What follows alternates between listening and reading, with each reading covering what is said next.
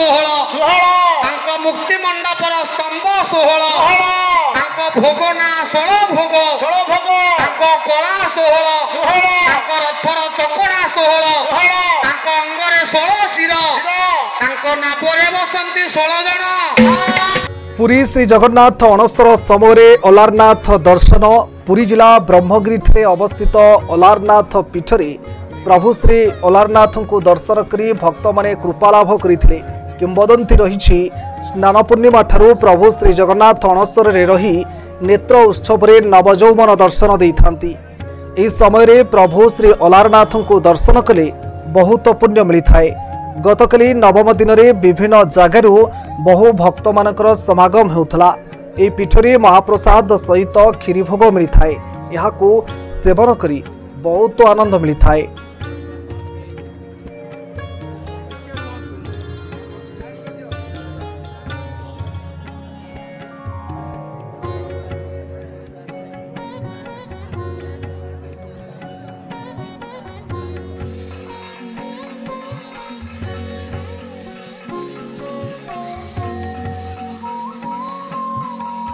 ए मंदिर होची बहु प्राचीन जगन्नाथ पूर्वर ये मंदिर प्रतिष्ठा कारण जिते बेले जगन्नाथ मंदिर स्नान यात्रा चली 1510 ख्रीष्टाब्द से श्री चैतन्य श्रीक्षेत्र अभिमुखी आसी दर्शन करने निमंते से समय महाप्रभु स्नान यात्रा थे।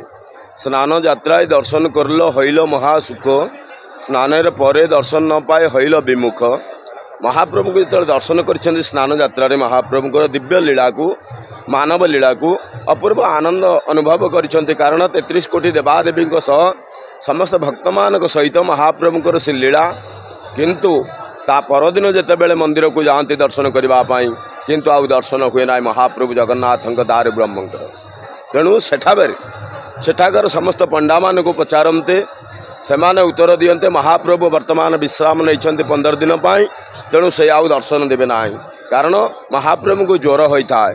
15 दिन स्नान करने पर 108 गरारे स्नान पूर्णिमा स्नान करने पर महाप्रभु को 15 दिन धरी दीर्घ ज्वर होता है। पुनः से सुस्थ हुंती रथ यात्रा आसी दर्शन दियंती। तेणु आपड़ जदि दर्शन करने को व्याकुल होती चली जातु अलारनाथ ब्रह्मगिरी।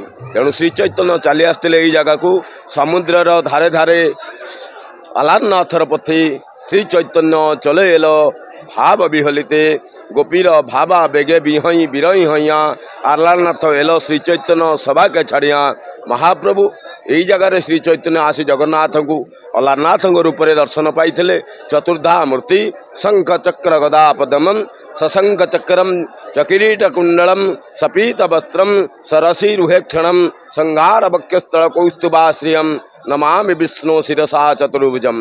नमस्कार मु परेश कुमार जड़े स्वेच्छासेवी एवं जड़े गायक भगवान कला ठाकुर बर्तमान ज्वर पड़ती तो द्वितीय श्रीक्षेत्र बर्तमान आम अलारनाथ पलटि जाइए तो बर्तमान निश्चिंत भाव तांकर उद्देश्य एक सुंदर भजन टी गायबा चेष्टा करी आशा करी समस्त हृदय को छुईब।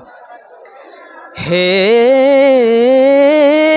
सखा केते दिन हेलाणी तम साथे हेनी देखा हे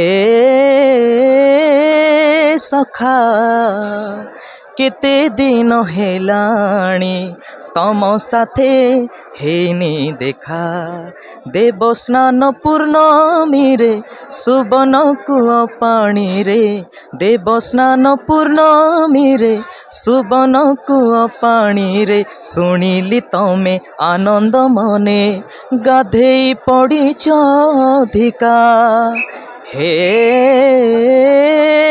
सखा केते दिन हेलाणी तम साथे हेने देखा आजी भी लगुच तमे भूली न गपकु सेथि पाई बैशाखरे जाउछ चापकु रत्न सिंहासने बसी एमिति दौच हसी रत्न सिंहासने बसी एमिति दौच हसी लगुच मते सती की तमे स्वामी ठू प्रेमिका अधिका हे